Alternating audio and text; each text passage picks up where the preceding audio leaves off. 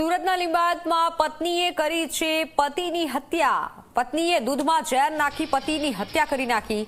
લીંબાયત પોલીસે આરોપી પત્નીની ધરપકડ કરી લીધી છે। પત્નીએ પતિનું મોત અકસ્માતથી થયું હોવાનું તરકટ રચ્યું હતું, ષડયંત્ર રચ્યું।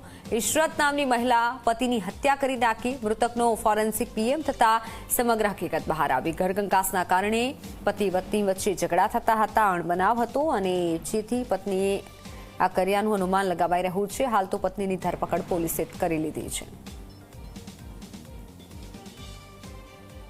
સુરતના લીંબાયત વિસ્તારમાં એક ચોંકાવનારી ઘટના સામે આવી છે, જેમાં પત્નીએ જ પતિને મોતને ઘાટ ઉતારી દીધો। ખાસ કરીને ઘટના છે લીંબાયત વિસ્તારની, જ્યાં પહેલી તારીખે જે મોહમ્મદ હૈદર જે છે તે મુંબઈથી પોતાના ઘરે આવ્યો હતો અને ત્યારબાદ ત્રીજા દિવસે તેની તબિયત લથડી હતી અને બાદમાં તેને સુરતની સિવિલ હોસ્પિટલમાં સારવાર માટે ખસેડવામાં આવ્યો હતો, જ્યાં સારવાર દરમિયાન મોહમ્મદ હૈદરનું કરુણ મોત નીપજ્યું હતું।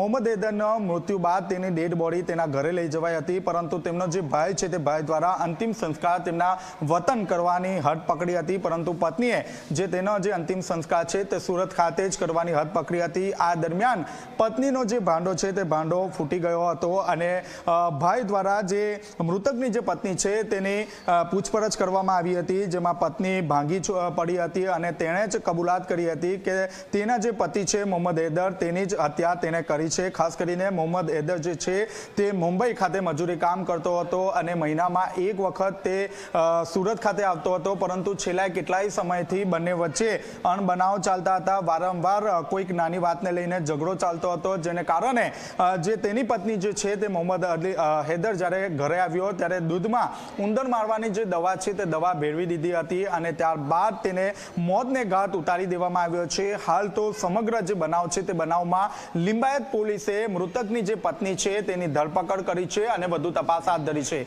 કેમેરામેન વિજય બેસાણે સાથે ચેતન પટેલ, ઝી મીડિયા, સુરત।